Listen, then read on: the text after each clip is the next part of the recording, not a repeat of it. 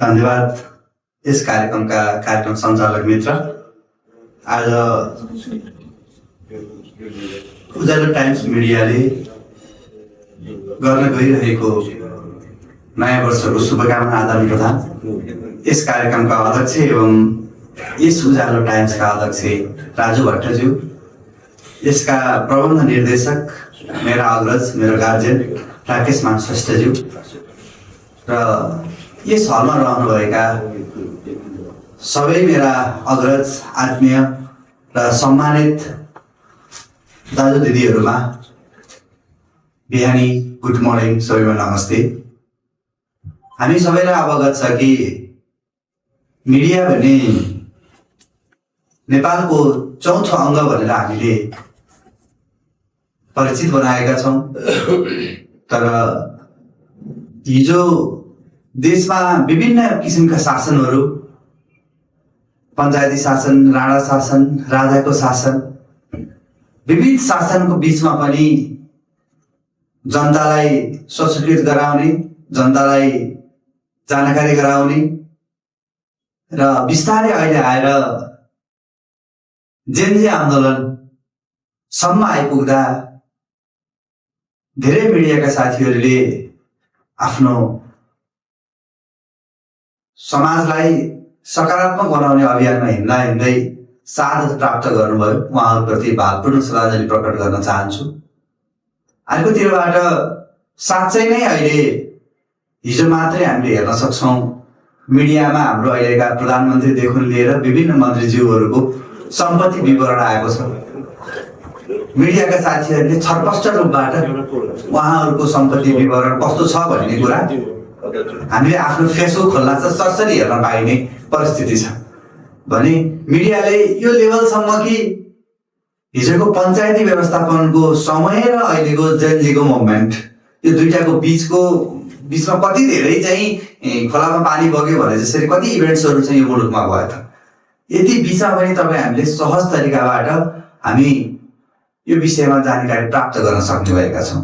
मलाई पनि मनै लाग्यो, हाम्रो अहिलेको शिक्षा मन्त्रीज्यूको चाहिँ बुबा पहिला कृषि विकास ब्याङ्कमा जागिर खानुहुँदो रहेछ र उहाँ त्यहाँबाट रिटायर हुनुभएको रहेछ र उहाँको सम्पत्ति विवरण हेरेँ मैले।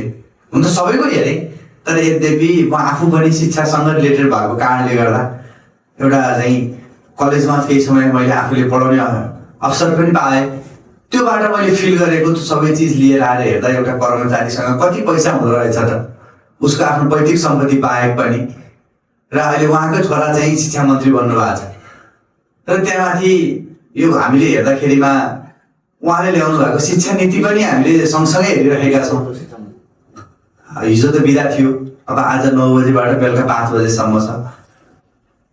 एउटा प्राविधिक रूपबाट बच्चा बच्चीलाई बिहान 9 देखि चाहिँ 5 सम्म विद्यालयमा राखेर, हुन त हाम्रो बिचमा विद्यालय पनि छन् नभएका होइनन्, बिहान 7 बजे उठाएर बेलुका 7 बजे ल्याउने पनि छन्।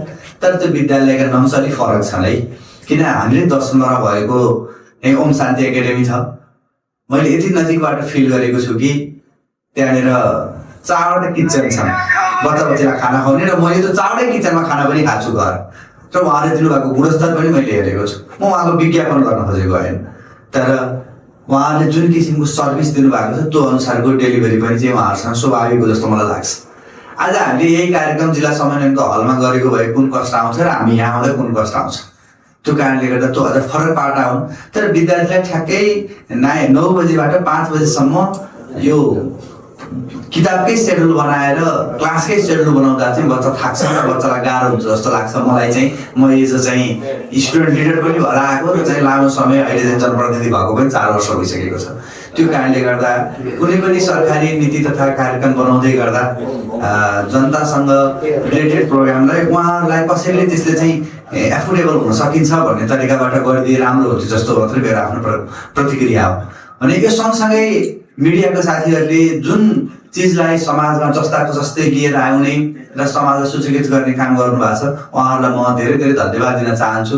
त्यहाँमाथि पनि हाम्रो उज्यालो टाइम्सले विशेष गरी चितवनभित्रका न्युजहरूलाई कभरेज गर्ने, वडाभित्र महानगरभित्रका न्युजहरू कभर गरिदिने र तपाईँ हामीलाई सूचीकृत गर्ने काम गर्नुभएको छ। उहाँहरूको लागि म मुरी धन्यवाद दिन चाहन्छु।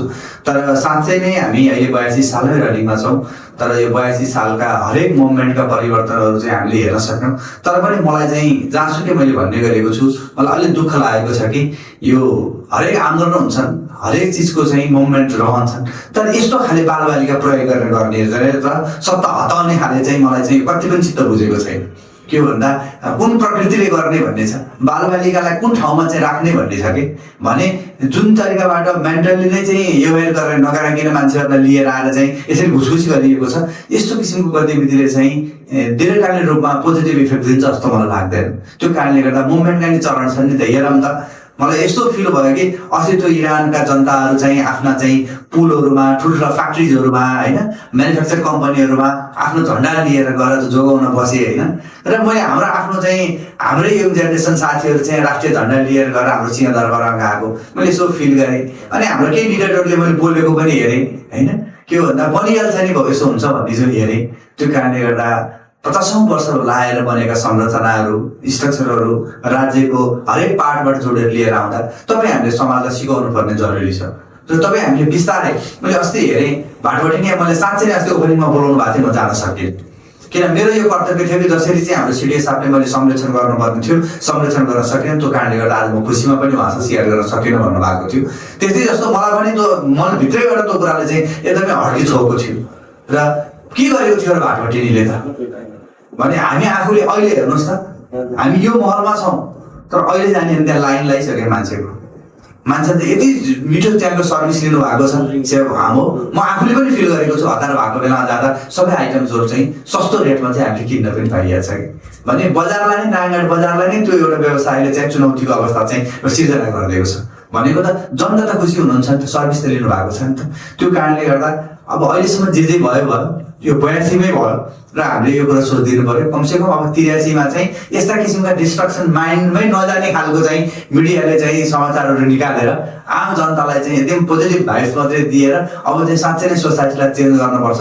र अझ मिडियाले जति गरेको छ इनफ छ, तर अब चाहिँ भन्दाखेरिमा जलाउन हुँदैन, फोर्न हुँदैन, राज्यको सम्पत्ति तोड्न हुँदैन भन्ने खालका न्युजहरूलाई चाहिँ उज्यालो टाइम्स लगायत देशका सबै मिडियाले कभरेज गरोस् भन्दै आउँदै गरेको नयाँ वर्षको सबै सहयोगमा शुभकामना व्यक्त गर्दै मेरो भने टुङ्गो छ। धन्यवाद, नमस्ते।